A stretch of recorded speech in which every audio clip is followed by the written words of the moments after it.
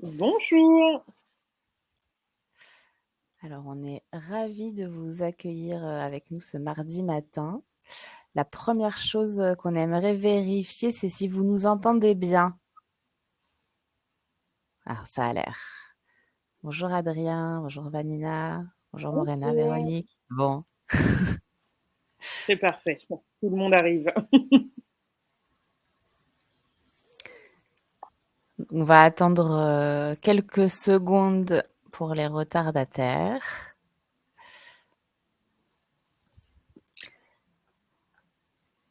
Mais ça y est, ça se connecte. Bonjour à tous. Bonjour. Merci de nous rejoindre. Cet horaire presque matinal, 9h30, Mm. la matinée a démarré. On vous a laissé prendre le café. C'est ça. Alors ce matin, on va parler prospection commerciale, on va parler business, on va parler croissance, et surtout comment faire de cette fin d'année, ce second semestre, un moteur de croissance. L'objectif, c'est qu'on vous apporte vraiment des bonnes pratiques que vous puissiez mettre en place par la suite. On va peut-être commencer par se présenter, Mélanie, pour faire venir les derniers participants. Terminé. Tout à fait. Je te laisse commencer. C'est parti. Je prends la main de la présentation. Donc, bonjour à toutes et tous. Ravie de vous avoir avec nous ce matin. Donc moi, je suis Mélanie Blandin, la fondatrice de l'agence Between. Et notre métier, c'est d'accompagner nos clients dans leur réussite commerciale. Et donc, on travaille de longue date avec Nomination. Et puis, Nathalie vous expliquera un peu plus en détail ce que fait Nomination. Mais évidemment, on a besoin de partenaires quand on fait du développement commercial, parce qu'on ne peut pas avoir toutes les expertises. Et on a besoin de partenaires outils, notamment, qui nous aident derrière à être le mieux outillé possible pour pouvoir gérer toutes les étapes du cycle de vente. Sur ce teasing, Nathalie, je te passe la main. Merci Mélanie. Alors bonjour à tous. Pour me présenter rapidement, donc je suis Nathalie Plater, je suis au marketing chez Nomination depuis plusieurs années maintenant. Et mon métier, c'est d'aider les commerciaux à vendre en leur apportant des leads. De par le métier de Nomination, je travaille aussi régulièrement avec des directions commerciales, des directions marketing et des DG qui ont pour objectif de développer leur business. Et on va vous en dire un petit peu plus sur l'activité de nos sociétés. Chez Nomination, donc notre métier, c'est de produire des données stratégiques sur les décideurs B2B en France. Et donc, cette donnée, on va la diffuser à travers différents canaux.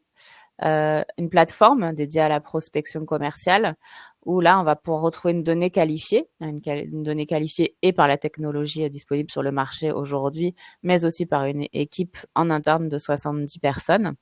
On va pouvoir retrouver tout ce qui est nécessaire aux commerciaux pour bien prospecter. Donc, on va pouvoir faire des listes de comptes, retrouver des organigrammes, retrouver l'actualité des entreprises, etc. Une plateforme plutôt dédiée aux marketeurs pour faire de la génération de leads.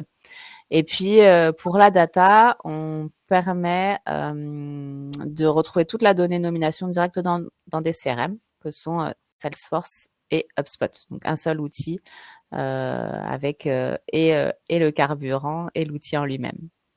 Et donc, on accompagne des sociétés vraiment de tout secteur, des petites entreprises, mais également des grands groupes. Et du coup, Between, donc on travaille ensemble avec Nomination, vous l'aurez compris, sur les sujets data au sens large. Donc nous, notre mission, c'est votre réussite commerciale. Et on a 4 métiers aujourd'hui, 2 métiers avec des profils à temps partagé, donc soit des commerciaux, soit de la direction commerciale. On a également des missions de conseil pour accompagner nos clients sur de la mise en place d'une nouvelle stratégie commerciale, d'un plan d'action. Donc c'est vraiment comment est-ce qu'on se développe, comment on avance avec les bons outils, les bons process.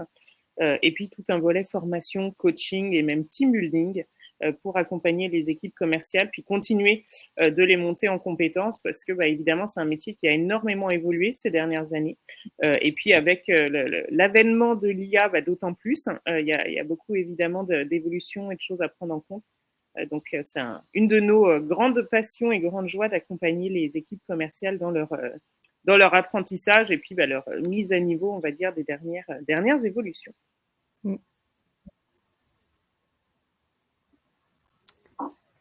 Alors, on va rentrer un petit peu plus maintenant dans le concret du sujet du jour.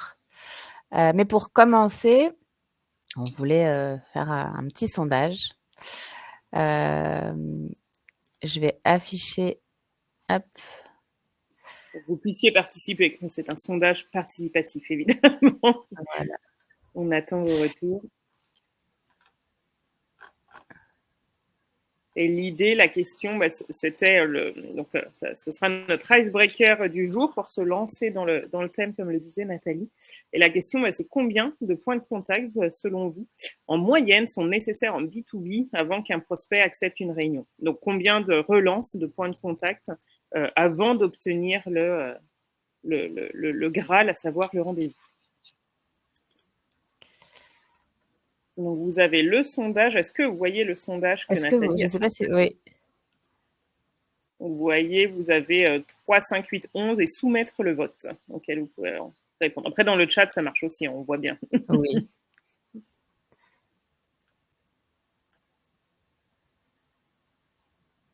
« 8, 40, Michael, oui. » Ça peut arriver, évidemment. Oui.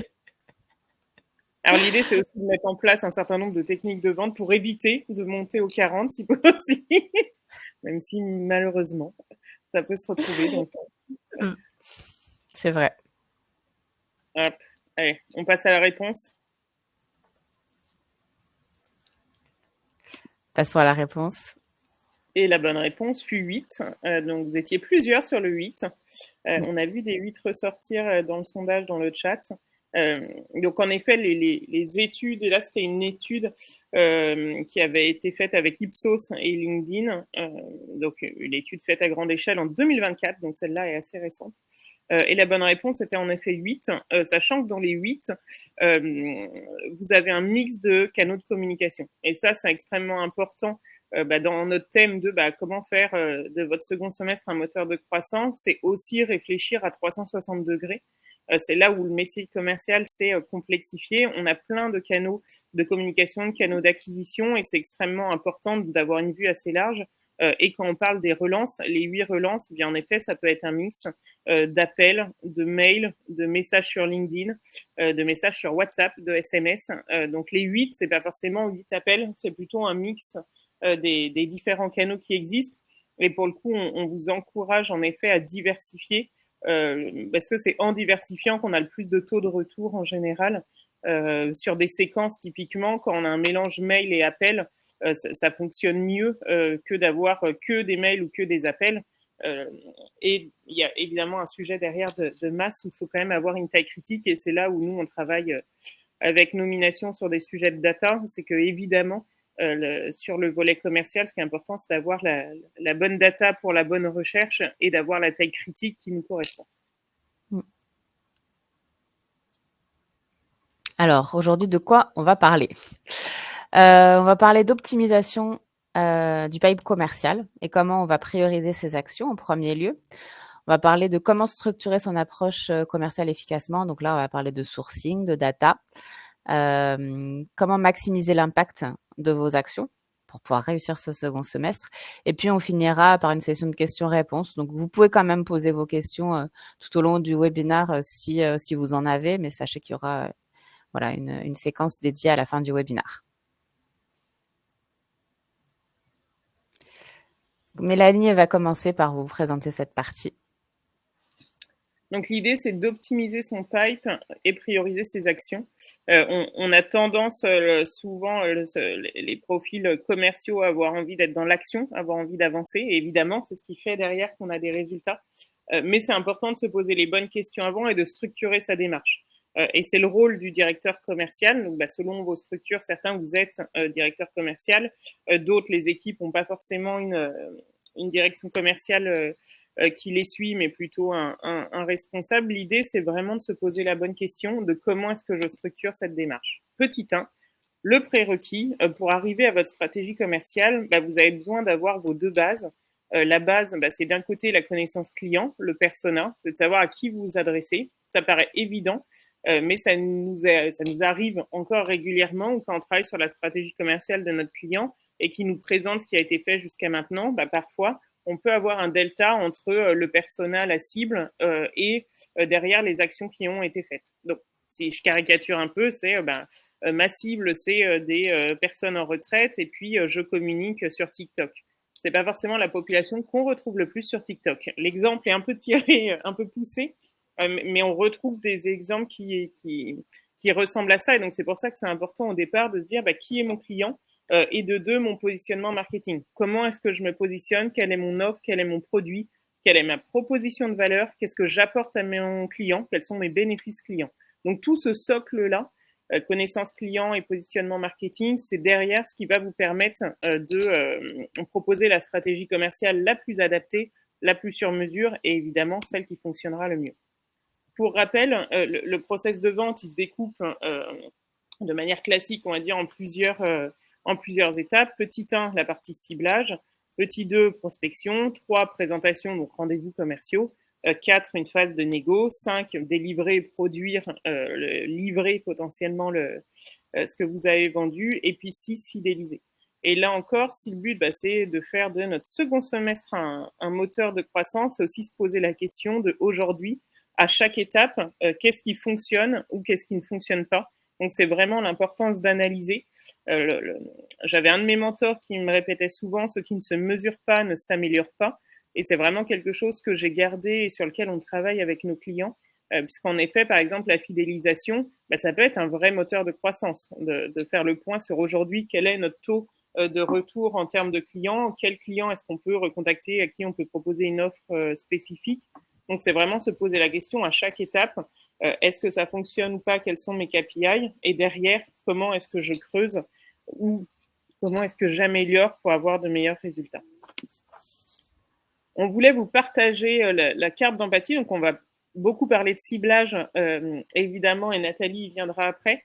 Et nous, c'est un outil qu'on aime bien quand on travaille sur les personas et cette fameuse connaissance des clients. On travaille avec ce qu'on appelle la carte d'empathie. Et la carte d'empathie, elle vous permet de faire un 360 de votre client cible. Donc, en se posant la question de que pense-t-il, que dit-il, que voit-il, qu'entend-il, et enfin, quelle est sa souffrance, son problème, ou par la positive, quel est son désir, ses besoins, ce qu'il va chercher à obtenir.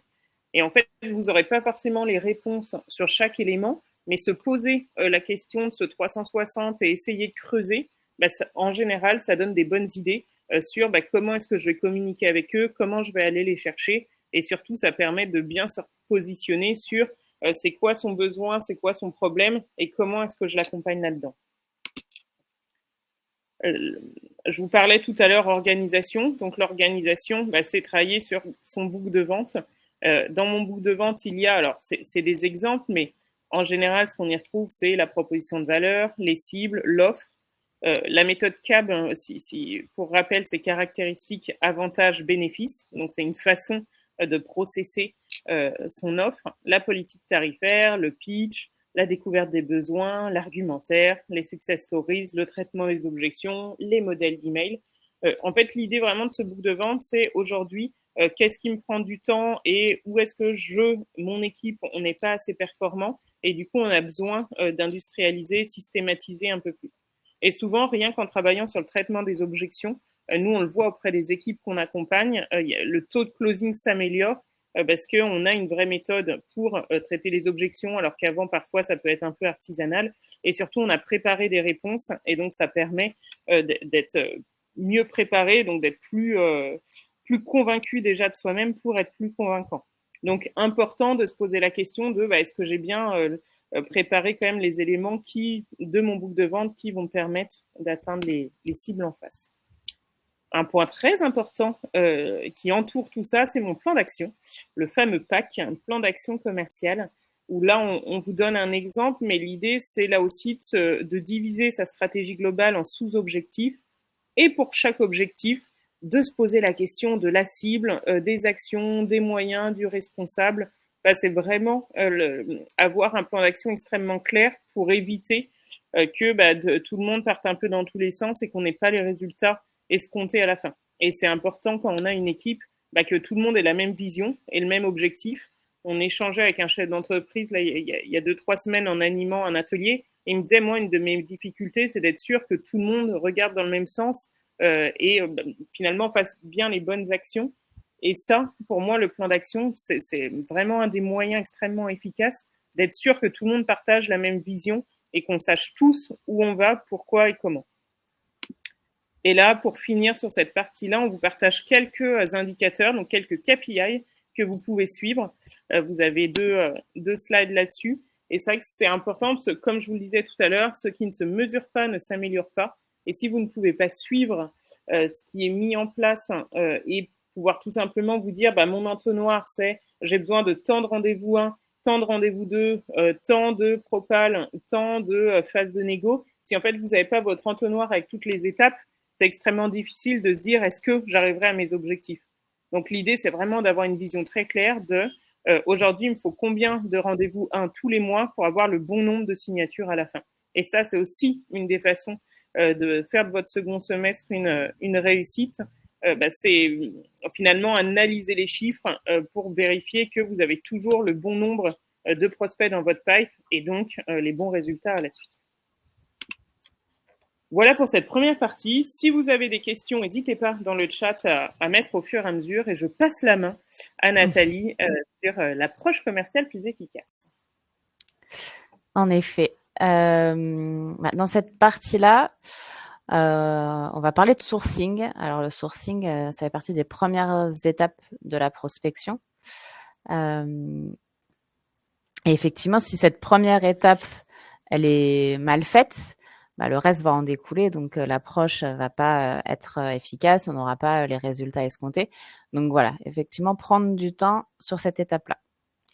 Donc, comment on va déterminer les prospects prioritaires à adresser sur ce second semestre? On en a parlé, hein, Mélanie l'a dit, de l'importance de bien connaître ses cibles, donc bien connaître ses personas, mais bien connaître ses clients, les entreprises clientes, va aussi nous permettre d'être performants. Donc là, par exemple, en analysant l'existant, donc ce qui a été vendu, par exemple, le mois dernier, ce qui a été vendu le trimestre dernier ou l'année dernière, on peut identifier que sur cet exemple qui est réel, hein, qui s'est passé chez Nomination, on a vendu à des crèches d'entreprise, donc 2, 3. Et donc, on s'est dit effectivement que c'était des prospects à potentiel. Et donc, nos commerciaux ont concentré leurs efforts sur cette cible-là, sur cette niche, en connaissant effectivement cette cible, en ayant des histoires à raconter, donc en étant beaucoup plus à l'aise dans leur discours aussi. Et donc on a vendu à plusieurs autres crèches d'entreprises. Donc c'est une stratégie qui a payé. La deuxième solution, si on a un portefeuille un peu plus large, donc plus de 50 clients, on peut faire une analyse dans son CRM des clients existants. Donc effectivement, ça nécessite d'avoir un CRM à jour, mais voilà, il y a certaines choses qui peuvent se dégager, comme dans l'exemple là, en termes de secteur à prioriser, en termes de taille d'entreprise également, on peut faire cette analyse, en termes de critères démographiques, ça permet de voir où sont nos plus gros paniers moyens, où on a vendu le plus également, et donc ça permet aussi de prioriser là où il y a du potentiel. Si on va un peu plus loin dans cette analyse, on peut faire un croisement. Donc un croisement du secteur d'un côté, de la taille de l'entreprise de l'autre. Et sur l'intersection de ces deux cases, on va calculer un panier moyen. Donc là, le panier moyen, il est calculé sur une base 100. Et on peut voir qu'effectivement, au-dessus de la base 100, ça signifie qu'il y a un fort potentiel. Donc là, mon potentiel est sur les grands comptes en conseil, en BTP immobilier, sur les ETI en conseil également. Donc voilà, ces secteurs-là, ces tailles d'entreprises-là sont pour moi des entreprises à adresser où j'ai déjà fait mes preuves et donc où je peux me concentrer.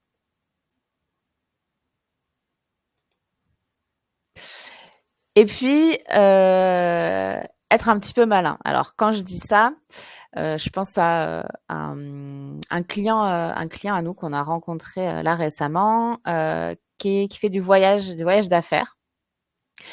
Et donc, une telle entreprise voulait cibler des entreprises qui ont un budget déplacement important, donc supérieur à 100 K. Mais ça, c'est pas un critère de ciblage, malheureusement, sinon ce serait trop facile. Alors du coup, comment on fait pour cibler ce type d'entreprise-là? Eh ben, on va faire preuve de créativité. On va un peu réfléchir. Une entreprise, effectivement, qui a beaucoup de frais de déplacement, c'est qui? Alors, ça peut être une entreprise qui a une organisation régionale, qui travaille à l'international, ou une entreprise de conseil qui va envoyer ses consultants travailler chez les clients directement.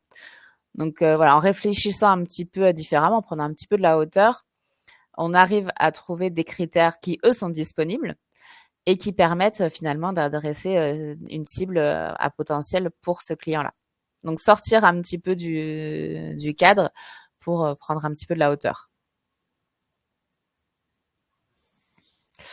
Je voulais également faire un focus sur les différentes possibilités de ciblage que vous avez aujourd'hui. C'est vrai qu'il y a beaucoup d'outils disponibles sur le marché qui permettent de faire des ciblages et de constituer vos listes de prospection. Mais faites attention à votre liste, donc vérifiez-la avant de la dérouler et de passer des appels parce qu'on peut avoir des surprises. Typiquement, ce que j'ai voulu montrer là, c'est les critères code NAF qui correspondent à donc des critères de sectorisation. Je ne sais pas si vous connaissez votre code NAF dans votre entreprise, mais nous, chez Nomination, c'est portail Internet. Donc, portail Internet, on va se retrouver avec Le Bon Coin, on va se retrouver avec Deliveroo, on va se retrouver avec Evaneos. Et si on se dit que par ce critère-là de secteur, je vais adresser tous ces prospects-là avec le même discours, avec les mêmes arguments, ben pour le cas de Nomination, ça ne va pas marcher parce qu'on n'a rien à voir ni avec Deliveroo ni avec Le Bon Coin. Donc là, si on veut cibler, on veut prospecter dans le secteur de l'énergie, donc les codes NAF, ça va être extraction de pétrole, raffinage de pétrole, et ben je ne trouverai pas Total, parce que comme vous pouvez le voir là, le code NAF de Total correspond à activité des sièges sociaux. Donc je ne pourrai jamais retrouver Total Énergie dans mon ciblage et donc jamais l'adresser. Donc ça vaut pour les secteurs, mais ça vaut aussi pour les effectifs. Parce que si vous souhaitez prospecter des petites TPE dans le secteur de l'assurance, alors vous retrouvez dans votre liste avec une petite TPE qui s'appelle Generali France, qui compte plus de 9000 collaborateurs sur le territoire. Donc voilà, ça, juste ayez un regard critique sur votre liste de prospection avant de la dérouler parce que ça va pouvoir aussi jouer sur vos argumentations. Et là, donc c'est une source qu'on a testée. On benchmark un petit peu ce qu'ils font chez les concurrents. Et donc, voilà, on a testé leurs critères nomination. Hein. Nous, notre nom vient de là. À la base, on fournissait uniquement les nominations du marché. Et donc, on a voulu tester ce que faisaient nos concurrents. Donc, effectivement, on peut voir que si la donnée de base est mal renseignée, forcément, on va avoir l'effet inverse. Hein. Donc ça ne débouchera jamais sur un rendez-vous et pourtant, je peux vous le dire, c'est une stratégie qui fonctionne. On le verra plus tard.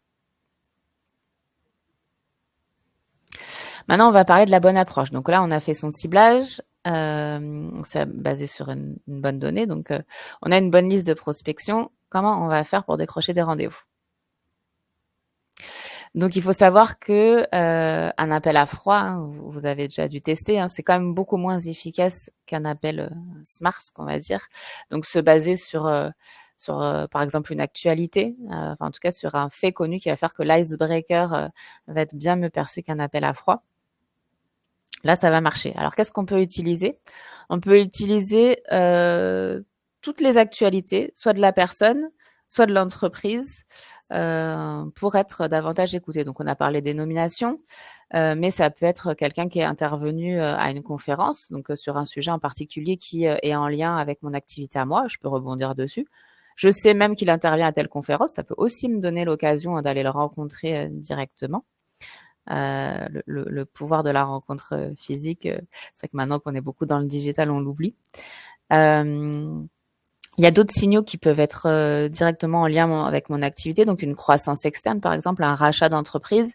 Si je vends un CRM, c'est un super signal pour moi. ça veut dire que il y a potentiellement du business là à aller chercher. Donc vraiment, encore une fois, être créatif, réfléchir à chaque événement et comment moi il peut me servir pour mon business.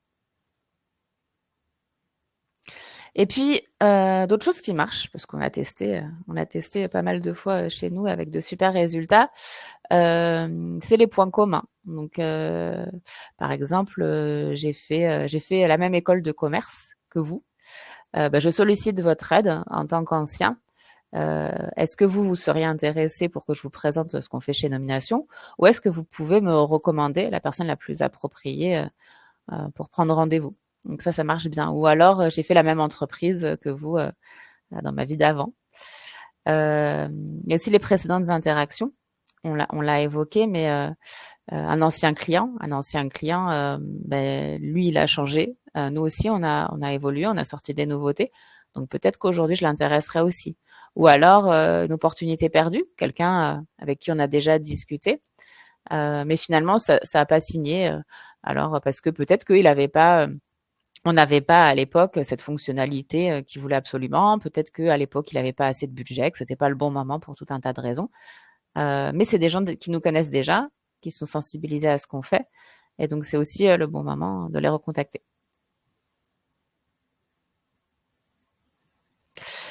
Et puis, avec ce type d'approche, on voit que ça marche parce que ça débouche sur des rendez-vous.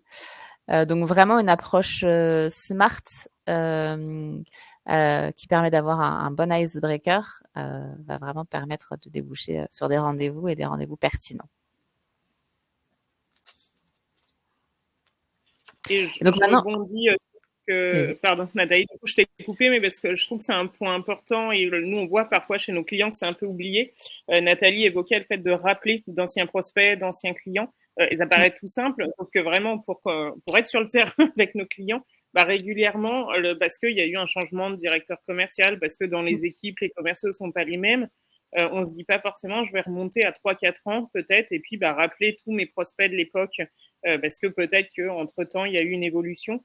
Donc ça, c'est un point qui paraît tout simple, mais vraiment, si vous ne l'avez pas déjà fait, ou si vous avez eu des changements dans les équipes, parce que parfois on croit que c'est fait, mais vu que l'équipe a bougé, les nouveaux le font pas toujours, n'hésitez pas à remonter un peu dans le passé, parce qu'on a souvent des pépites intéressantes et surtout des gens où là, on n'est pas dans du pur cold, on va dire, c'est pas froid dans le sens où ils nous connaissent déjà, et vous pouvez avoir des vraies opportunités. Donc ça vaut le coup d'étudier et de vérifier que ça a bien été fait, parce que ça paraît être un détail, mais au final, ça peut changer la donne.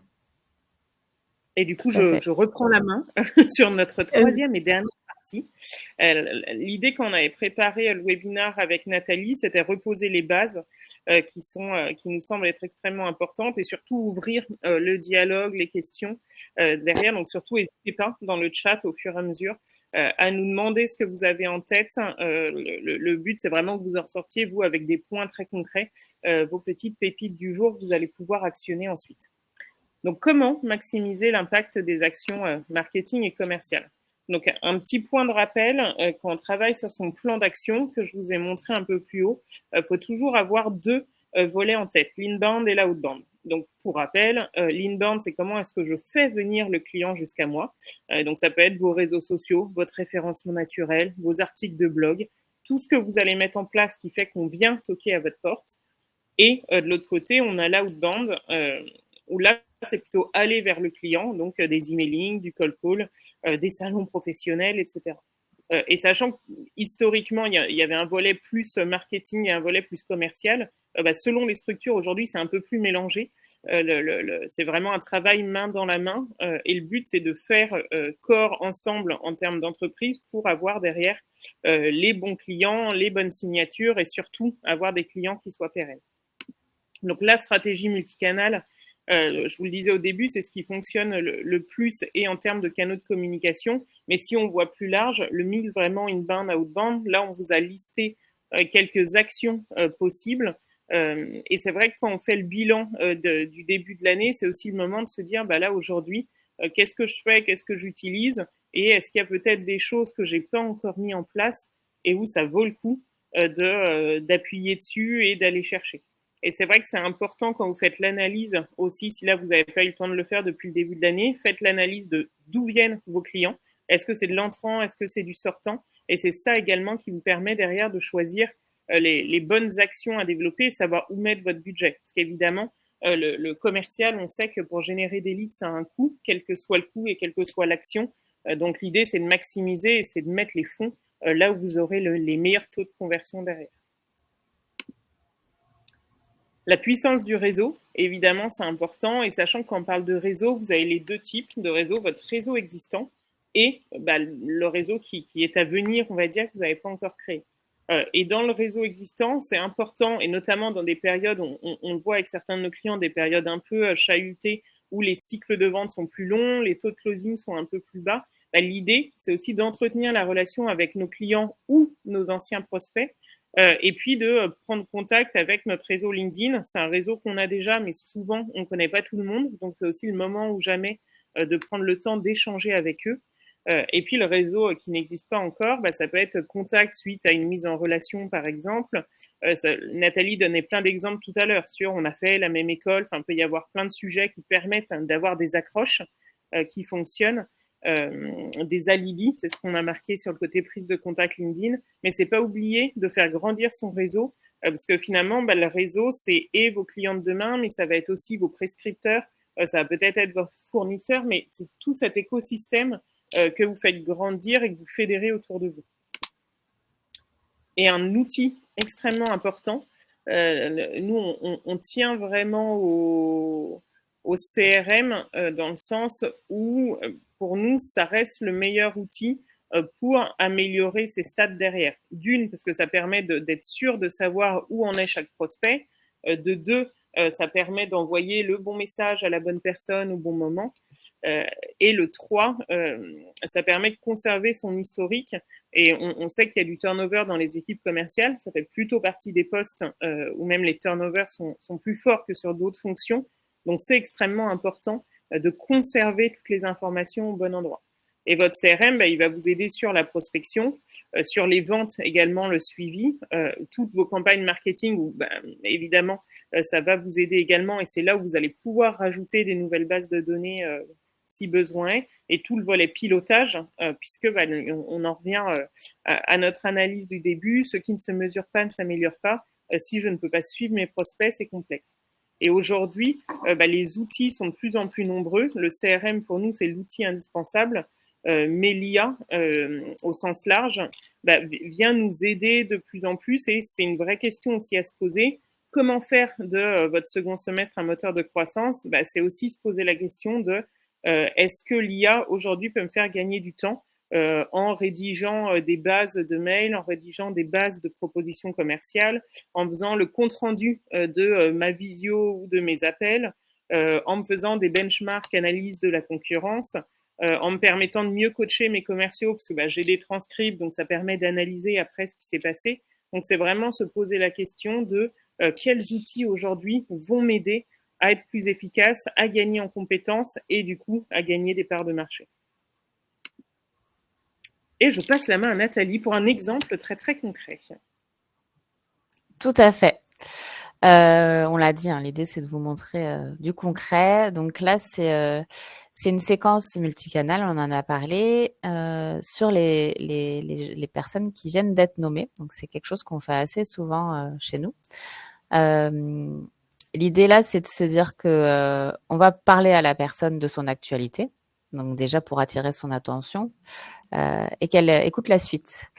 Ensuite, on peut partir sur un email de guide des bonnes pratiques. Donc en fonction de la mission de la personne qui vient de prendre son poste, on peut lui adresser un guide et avoir une posture plutôt de consultant plutôt que de vendeur. Et puis, troisième email, on commence quand même à parler de nous à travers un cas client, donc une success story, expliquer pourquoi le client a fait appel à nos services et les résultats qu'il a pu avoir. Donc, on ne prend pas toujours la parole pour vendre, mais c'est votre client qui va prendre la parole pour vous finalement. Et puis, en email 4, je peux présenter mon produit. On parle de multicanal, donc une séquence email peut être complété par un appel téléphonique, voire 2, si on n'a pas réussi à voir la personne. Et donc, c'est ça qui, au final, la multiplicité des relances par email, hein, parce qu'aujourd'hui, on reçoit tellement d'emails qu'un email unitaire a vraiment peu d'impact. Donc, l'idée, vraiment, c'est de faire 3, voire 4 emails et puis de compléter avec du téléphone. Donc ça, c'est une séquence qui a bien fonctionné. Je vous ai même mis l'exemple d'email, le premier de la séquence pour vous montrer comment on avait adressé cette personne-là. Donc l'icebreaker et l'objet, évidemment, jouent un très grand rôle puisque c'est ça qui va faire que la personne va lire la suite. Donc c'est là où il faut vraiment porter une forte attention. Et puis, très concrètement, ça nous a apporté beaucoup de réponses. Et dans toutes ces réponses-là, ça nous a apporté 21 demandes de rendez-vous. Donc, c'est une séquence qui a très bien fonctionné. Et encore une fois, l'idée, voilà, c'est réfléchir quelles actualités, quel signal va faire que pour vous, ça peut être bénéfique. On arrive au bout de ce webinaire. Donc déjà, on espère que vous avez apprécié. Et puis, c'est le moment. Donc, si vous avez des questions, on a encore quelques minutes pour y répondre. Et on vous écoute. Vous avez toujours le chat pour faire vos remarques. Alors, on a une question de Véronique. Est-ce que vous conseillez de contacter en simultané plusieurs décisionnaires d'une même entreprise ? Alors, oui, mais pas trop. Si vous contactez effectivement un grand groupe, voilà, enfin vraiment cibler les personnes les plus à même de répondre positivement à votre demande, mais ne contactez pas le service entier, ce sera contre-productif. Et ensuite, on peut effectivement, cibler. Nous, ce qu'on peut faire, ça va être quelqu'un d'opérationnel et sa direction, avec vraiment des messages différenciants. Ça aussi, ça peut marcher. Pour certains, pour le voyage d'affaires, typiquement, on peut cibler et l'assistante qui va aussi être responsable de ce sujet-là et quelqu'un avec une responsabilité plus haute. Donc oui, on peut cibler simultanément plusieurs décisionnaires, mais voilà, bien choisir lesquels et ne pas trop en faire non plus. Et c'est une question en effet de taille d'entreprise, où évidemment, plus vous avez un grand compte, moins les gens sont dans le même service et dans le même bureau, plus la structure est petite, plus il y a un risque que ce soit des collègues très très proches. Voilà. La question d'Adrien nous demande, c'est bien le fait d'évoquer un contexte d'actualité pour le prospect qui permet de créer un lien smart avec lui. Peut-être pour compléter ce qu'on évoquait avec Nathalie, on parlait d'alibi quelque part.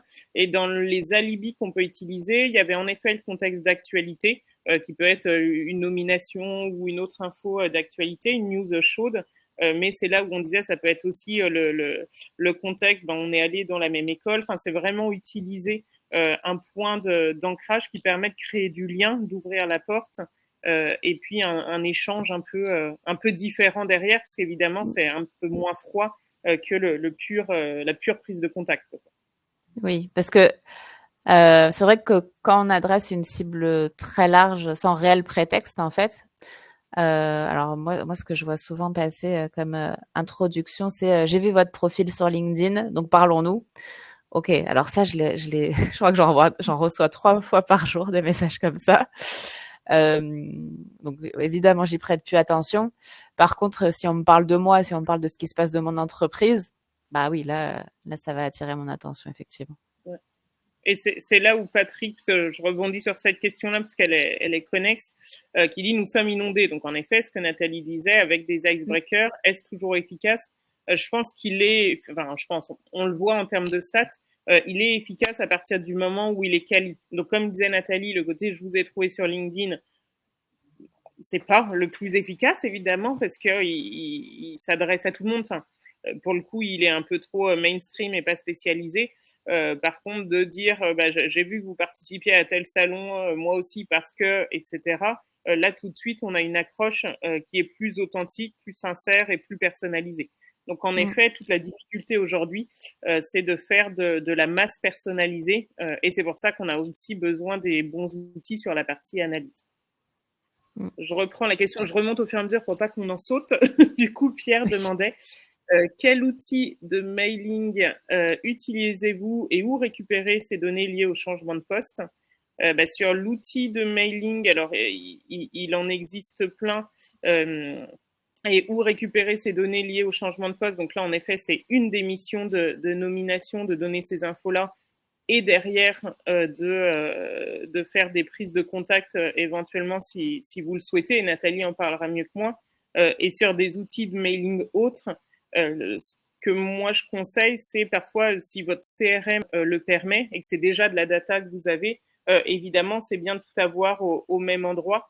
Et si vous avez des bases de données complémentaires, de les injecter au fur et à mesure pour pouvoir faire le suivi.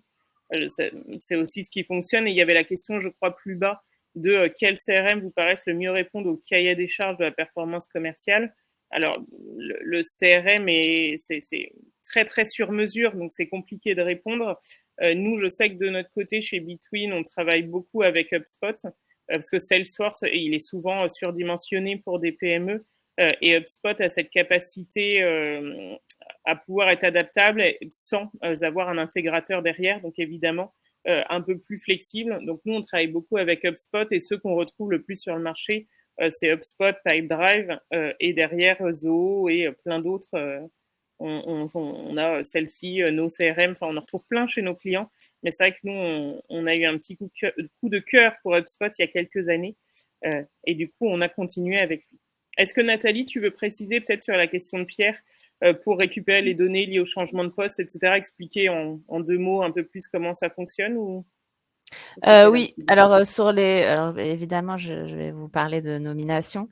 Nous, c'est notre métier hein, depuis plus de 20 ans. Au tout départ, on était spécialisé sur les nominations. L'idée, c'est de se dire effectivement que quelqu'un qui vient de changer de poste, il est là pour une nouvelle mission, des nouveaux enjeux. Il veut pas forcément reprendre les fournisseurs de son prédécesseur. Donc, il va être plus à même de vous écouter. Donc ça, c'est ce qu'on propose depuis le départ. Après, on propose aujourd'hui tout un tas d'autres actualités d'icebreaker, de points communs, de possibilités de ciblage qui vont vous permettre d'être efficace dans vos emailing.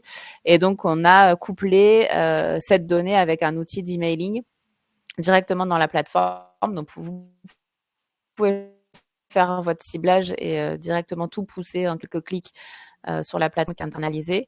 Et pour continuer dans les questions, on parlait, je pense, Anne-Cécile Fortin, de call d'email. Donc, nous, on permet de faire les deux. Des campagnes à plus gros volume avec certains enjeux sur l'emailing classique, mais on a aussi intégré une plateforme de call d'email effectivement qui a beaucoup d'avantages, notamment de tomber dans la boîte de réception puisque ça simule vraiment un envoi one-to-one contrairement à un envoi de masse qui va envoyer des milliers d'emails en quelques secondes. Donc, il y a plus de chances d'atterrir en boîte de réception, donc d'être lu et donc d'avoir plus de performance. Mais c'est vraiment pour un objectif précis, hein, comme on en parle là de prospection avec un message très personnalisé.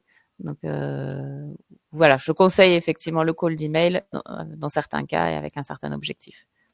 Ouais. Et avec les bons outils aussi, le but c'est refaire des campagnes un peu plus tard sur vos CRM. HubSpot permet de faire des campagnes et vous avez également Lemlist qui permet de faire des campagnes en multicanal parce qu'évidemment, si le but c'est de réchauffer une base que vous aviez déjà testée historiquement, ça vaut le coup d'avoir un outil efficace. Dans les dernières questions, on vérifiera après qu'on en a pas oublié vu qu'elle s'agrège au fur et à mesure. Pascal nous demande ce qu'on pense de la solution Cockpit. Donc je l'ai pas testé moi personnellement. Je sais pas si Nathalie toi tu l'as testé, mais nous on l'a pas testé. Après, donc sauf erreur de ma part, Cockpit ça te permet d'avoir des résumés des discussions que vous avez, des comptes rendus. Avec les infos clés, etc. Nous, on a un autre outil qu'on utilise et il en existe plein sur le marché, mais nous, on travaille avec Clap là-dessus qui nous permet d'avoir et tout le transcript de nos échanges, mais qui nous permet également d'avoir des comptes rendus où en fait on va choisir par exemple le modèle de qualification. Je ne sais pas avec quoi vous qualifiez. Nous, on qualifie avec le modèle BANT. Donc ça veut dire après chaque rendez-vous, on qualifie avec BANT, donc budget, autorité, besoin, timing. Et donc nous, ça nous permet d'avoir un compte rendu qui est sur ce modèle de qualification BANT, par exemple.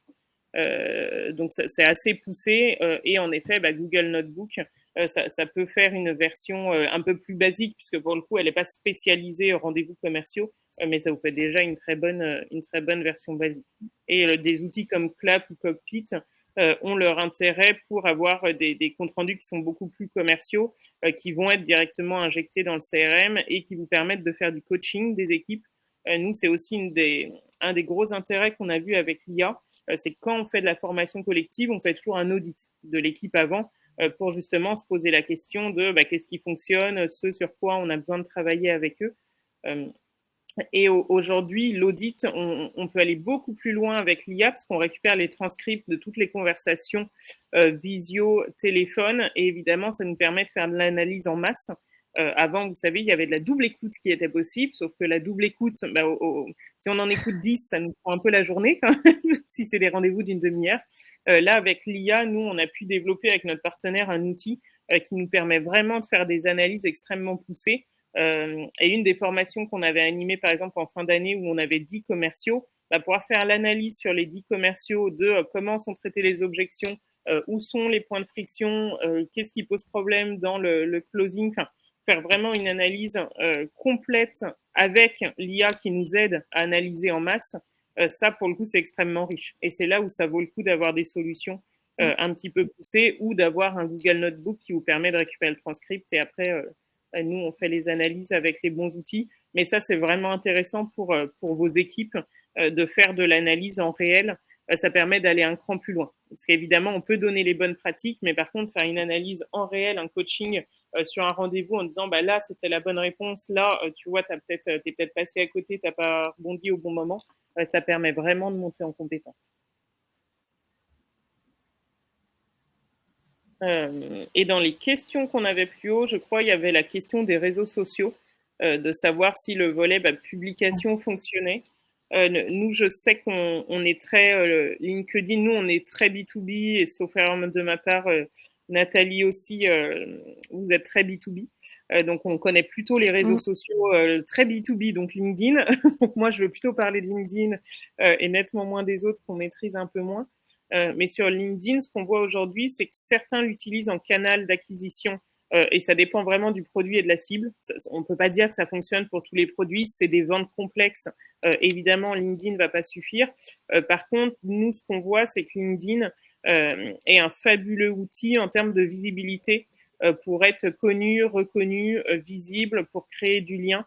Et pour que les prospects se rappellent de vous. Donc c'est vrai qu'on le voit avec nos clients où pour certains on gère leur page LinkedIn et on a des demandes parfois X mois après parce que ça permet de rester dans la tête, de rester à l'esprit. Donc LinkedIn comme outil, comme canal d'acquisition, ça dépend vraiment du métier et de la cible, donc ça marche pas dans 100% des cas. Par contre, LinkedIn comme vecteur de visibilité pour faire passer des messages, ça reste un des vecteurs quand même extrêmement efficace avec un superbe rapport investissement, parce que versus des relations presse, par exemple, qui selon votre métier peut très bien fonctionner, là le coût reste quand même reste modéré. Donc on plébiscite plutôt, nous, l'usage en effet de LinkedIn couplé, on revient sur le multicanal, couplé à toutes les autres actions. Oui, je te rejoins complètement. Vas-y, Nathalie, pardon. Oui, je dis, on est aussi, notre cible est aussi sur LinkedIn. Hein, on s'adresse aux directions commerciales et marketing et on publie assez régulièrement sur le réseau. Par contre, oui, c'est un bon levier de notoriété. Par contre, voilà, couplé à d'autres actions, ça marche. Seul aujourd'hui, non. C'est en préchauffe. C'est une belle action de préchauffe. Et c'est ça qui est intéressant. Est-ce que je remonte en même temps pour vérifier vérifier. Oui, qu'on n'a rien oublié. Ouais, c'est ça qu'on n'a pas oublié, parce que vu qu'elles sont passées au fur et à mesure. Mais je crois qu'on est pas mal. Oui, je pense que...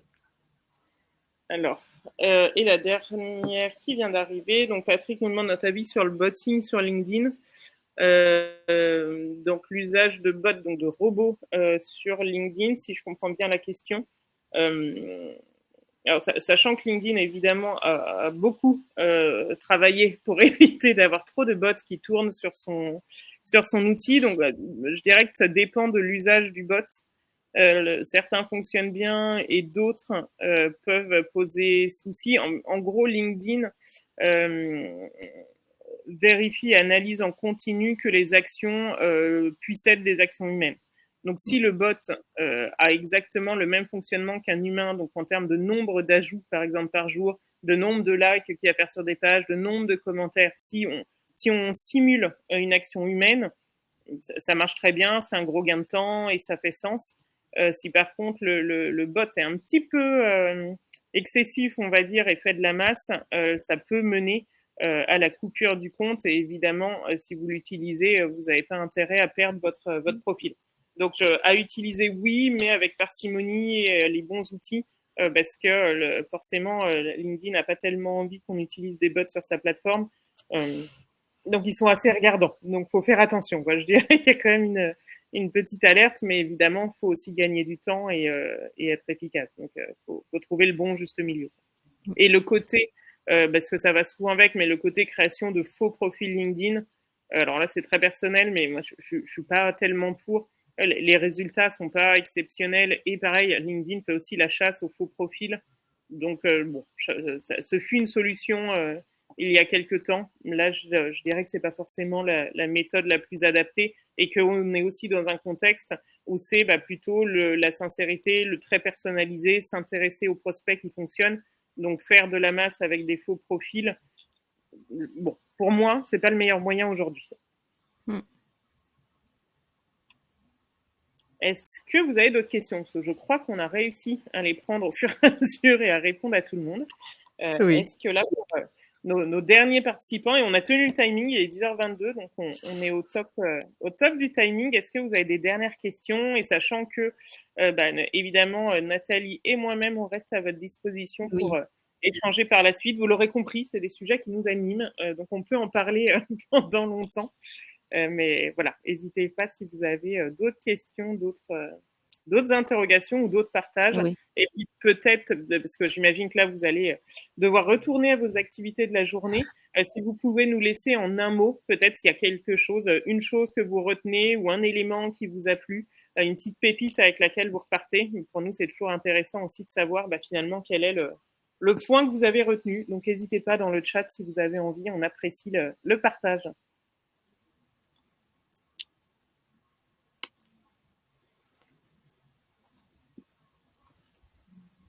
La carte d'empathie, Michael, oui, en effet, un outil qu'on aime beaucoup, sur lequel on travaille avec nos clients.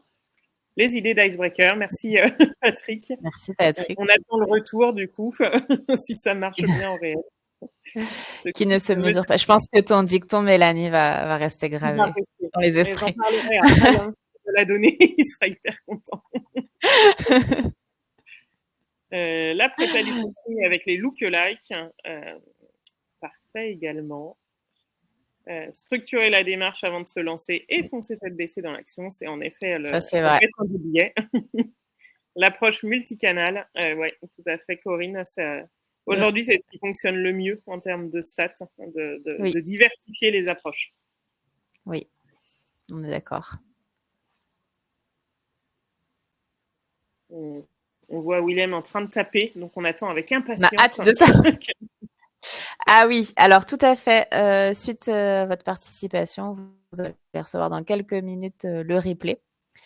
Donc ça permet de garder contact. Et puis voilà, si vous avez d'autres questions après le webinaire, vous aurez de quoi nous contacter. Donc n'hésitez pas.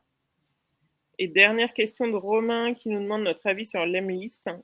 Moi, je trouve que c'est un très bon outil, l'Emlist. On l'a utilisé régulièrement avec nos clients. Quand nos clients ont HubSpot, on préfère passer sur HubSpot directement. Donc, pour rappel, peut-être que tout le monde n'a pas l'info, mais l'Emlist, ça permet de faire des séquences. L'intérêt de l'Emlist, c'est que dans votre séquence, vous pouvez la créer avec mail, appel, LinkedIn. Donc, c'est assez multicanal. Et c'est vrai que moi, je trouve que c'est un bon outil, l'Emlist ou la version HubSpot si vous avez déjà le CRM. Je trouve que les deux sont assez efficaces.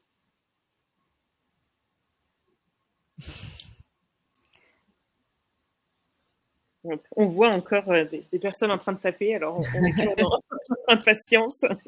Dans l'attente. C'est ça.